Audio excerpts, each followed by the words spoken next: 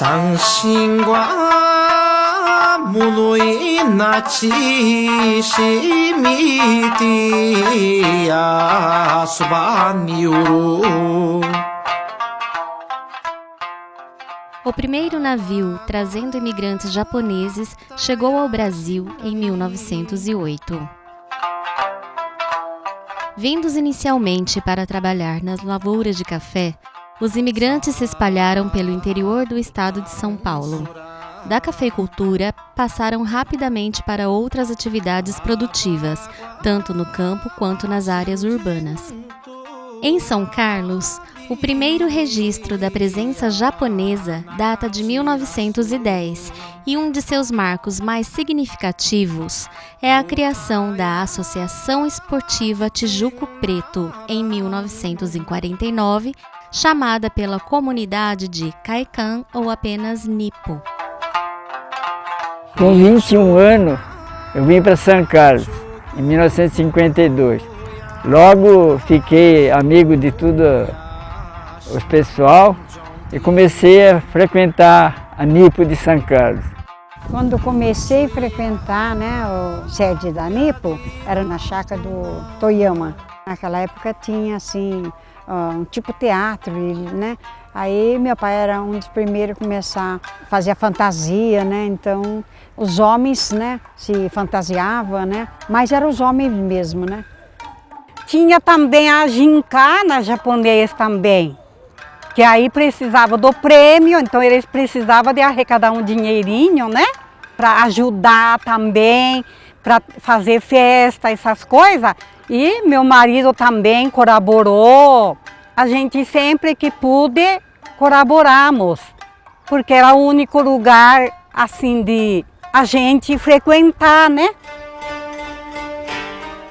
A Associação Tijuco Preto lançou a pedra fundamental de sua sede próxima ao Aeroclube da cidade, em 1954. Nesses primeiros anos, a Nipo foi presidida por brasileiros, devido à legislação vigente no país. O primeiro presidente foi até um brasileiro, porque naquela época da guerra, o descendente japonês não podia assumir a Nipo.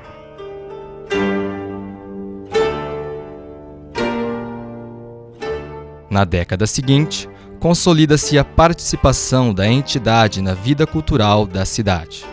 A ata de 20 de julho de 1960 registra dois fatos importantes: a alteração do nome para Associação Esportiva e Cultural Nipo-Brasileira de São Carlos e a eleição do primeiro presidente descendente de japonês, Onisei Kazimiro Toyama. Ele foi um grande presidente, muito honesto, muito esforçado, e a prova está que ele, depois do mandato de presidente, ele foi reeleito outra vez presidente do Nipo. Ele não era de falar muito, mas era uma pessoa muito honesta. Ele deixou a gente muito novo, de repente. Nas décadas de 1960 até 1980, a associação prosseguiu com as suas atividades em um crescente envolvimento com a cidade. Foi um período marcado pela forte entrada de japoneses no Brasil. Em abril de 1958, nós chegamos em São Carlos. Graças a Deus, a recepção foi ótima. Teve a família Issa, Sucomini, Dói, que receberam muito bem a gente e eles eram membros da Nipo. E naquela época eles tinham cadastrado todos os japoneses, então era bem organizado. A Nipo em si trabalhava bem. As ações da Nipo demonstram um claro diálogo entre as culturas tradicionais japonesa e brasileira. No esporte, destaca-se a prática de artes marciais e futebol. Nas atividades culturais, o Undokai, as brincadeiras dançantes e os bailes de carnaval, que contavam com a participação de vários brasileiros. A Nipo tinha baile também, a gente frequentava baile. A Nipo tinha muita atividade. A cidade de São Carlos tinha muito atleta da colônia. tinha o primeirinho e o segundinho, né? E eu sempre fui de segundinho, porque não era muito bom de bola. A gente ia jogar futebol, mas não era um futebol bonito, era uma correria que ninguém segurava. Porque o japonês é esforçado, não é um craque na bola, né? Mas para jogar nessas fazendas, naqueles tempos, não era fácil, viu? Era difícil, porque era muita confusão, eles não queriam perder e a gente também não, e no fim saía muito atrito nessas fazendas aí. Principalmente na fazenda Itaguaçu, que precisamos atravessar um brejo correndo para não apanhar do pessoal da fazenda lá. Isso aconteceu. A minha participação na Associação Nipo-Brasileira deu-se mais ou menos no final de 1961, início de 1962. E a convite do Silvio Moromisato, que era diretor esportivo da Associação Nipo-Brasileira, ele me convidou a vir a participar de jogos da associação. E o interessante é que eram basicamente japoneses que jogavam e 2 ou 3 brasileiros convidados pelo Silvio. E eu era um desses brasileiros. E também joguei vôlei, né? Inclusive em São Carlos a gente chegou a ter time bom, forte, assim, que em Araraquara chegou a ser até tricampeão masculino. O feminino também tinha as meninas, né?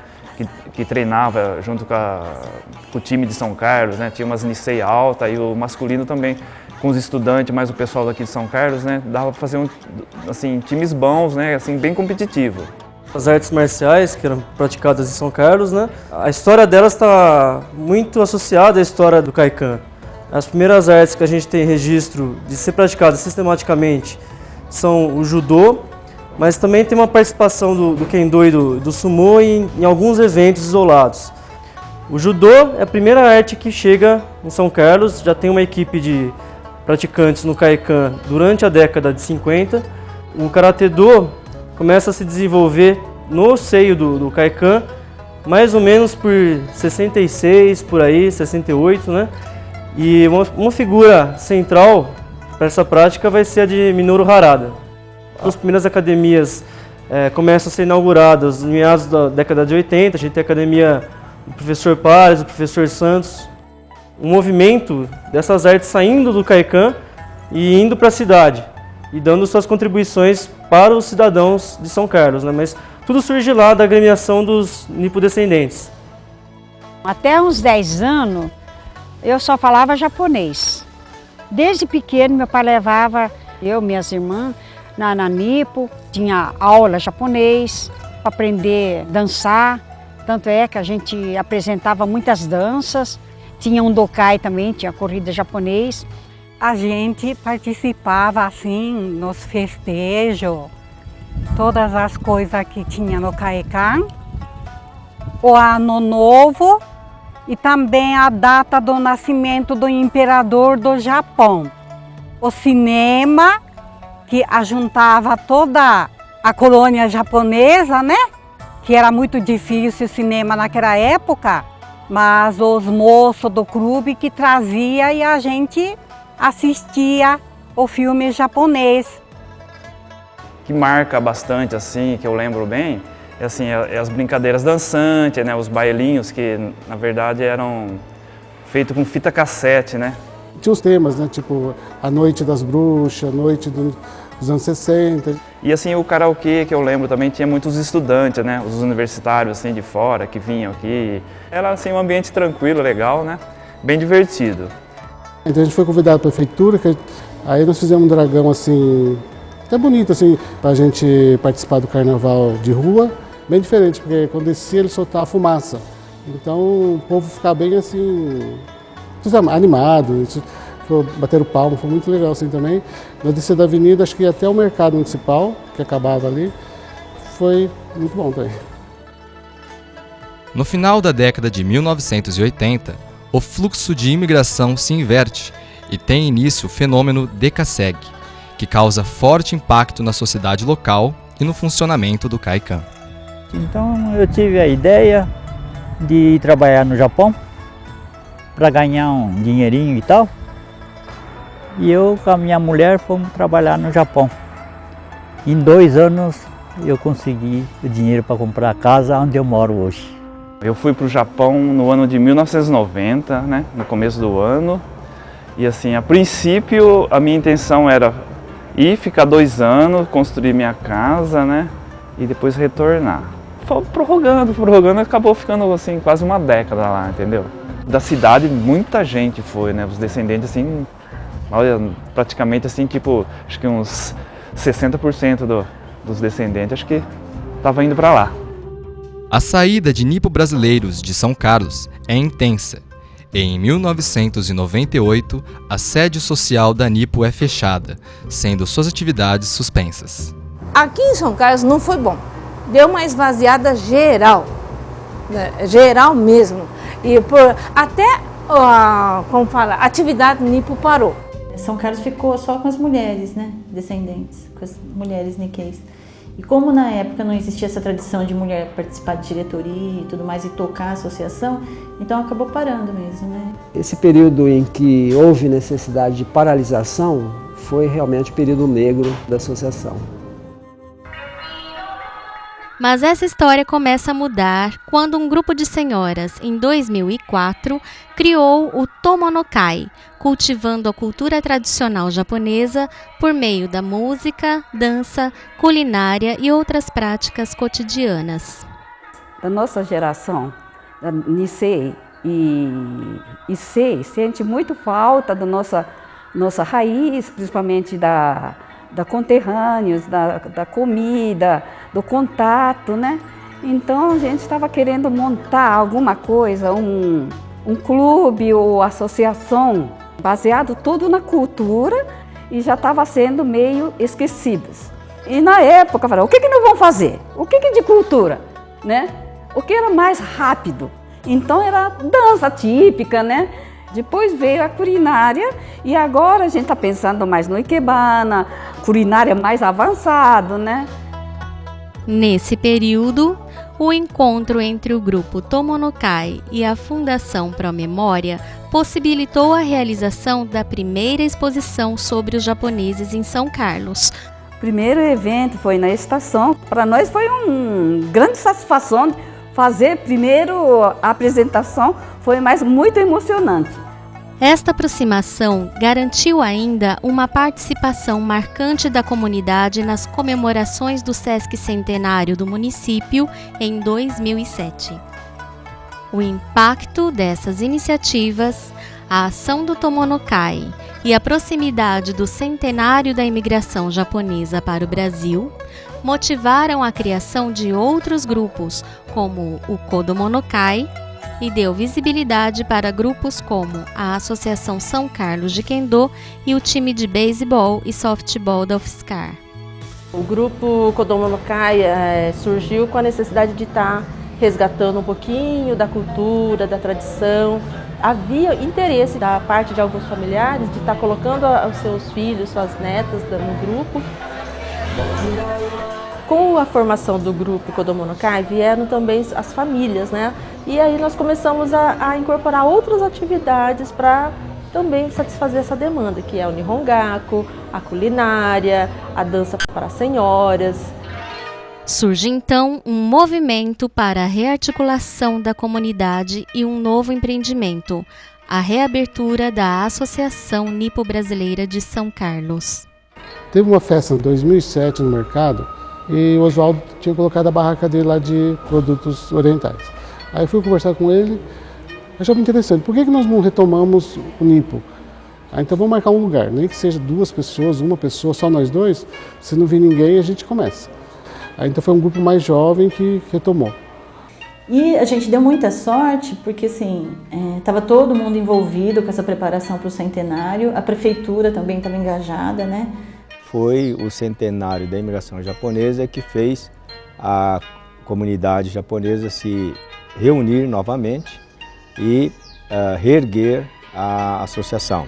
E o mais interessante é que a associação acabou voltando com uma outra cara, né? Porque Na minha época na minha juventude, a associação tinha um enfoque mais esportivo, né? E hoje todo mundo vê que a associação tem um enfoque mais cultural.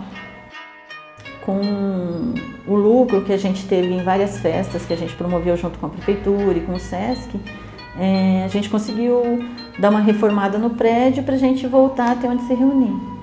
Com a sede social reformada e sendo utilizada, né, e a sede de campo também está começando a ser reformada, acho que agora a associação só tem a crescer, né? Agora vai ser difícil parar de novo. Em 2010, o projeto se consolida e uma nova diretoria foi oficialmente empossada. Já existiam os grupos de dança, grupos de taiko, grupos de karaokê, a escola de língua japonesa. Ocorrendo a reinauguração do clube em outubro de 2009, todos os grupos que trabalhavam fora da sede social passaram a frequentar esse espaço. Atualmente, o clube conta com aproximadamente 60 famílias, mas um grande contingente de jovens fazem uma força muito grande em todas as atividades que fazemos. Esses jovens fazem parte do Seinenkai, que é o grupo de jovens.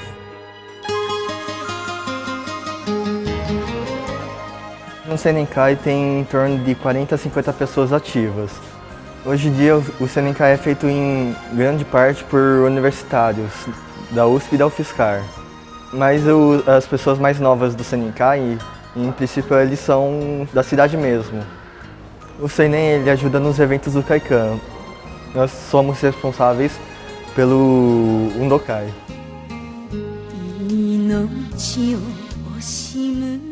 O grupo começou em 2008. Uma ligação da Palmira do Boy perguntando se eu sabia cantar alguma música japonesa para apresentar no Matsuri, que seria um evento da prefeitura, o primeiro evento da prefeitura, então, na comemoração do centenário da imigração japonesa. Depois disso, então, o grupo começou a ensaiar na Estação Cultura, lá na Promemória, e o grupo foi se fortalecendo.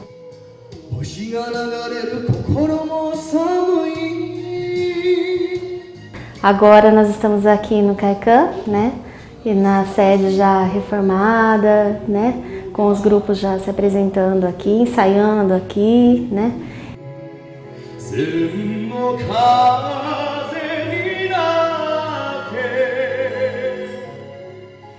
O karaokê é uma atividade bem característica japonesa, assim, começou no Japão. E é uma atividade bem democrática, porque no mesmo ambiente pode conviver, né, desde de uma criança de 4 anos que começa a cantar e até os senhores de 98 anos, de 80 anos, enfim.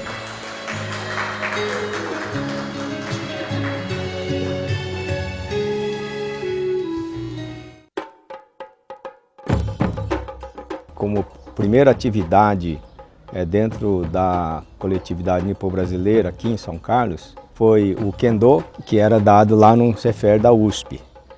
O Kendo foi adotado pela universidade e só depois é que nós viemos para a ASEMB, a Associação Cultural Esportiva Nipo-Brasileira, né? A partir deste ano, de 2011.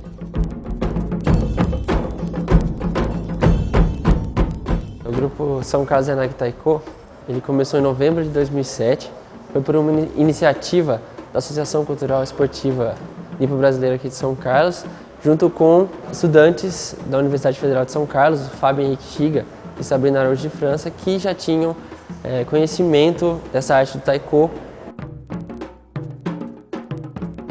Nosso grupo ele já participou de vários eventos, né? Principalmente nas cidades aqui na região. A gente costuma ser convidado para eventos como Tanabata de Ribeirão Preto e outros eventos da cultura japonesa menores, que normalmente são o nosso foco de apresentações. Mas a gente participa de vários eventos culturais também, não necessariamente da cultura japonesa. Todo o clube trabalha conjuntamente nas nossas atividades festivas. Todo o fundo da reforma do clube veio do trabalho. Acreditamos que devagar a gente vai crescendo, e isso a gente já observa, porque hoje nós temos vários grupos, Nós temos uma sede social e cada vez mais outras atividades vão se desenvolvendo. O destino da Nipo foi redesenhado a partir de 2007. A rearticulação da comunidade é uma realidade. A valorização das tradições e da cultura contemporânea japonesas, somadas às referências nacionais, abrem possibilidades diversas de um futuro que já está em construção.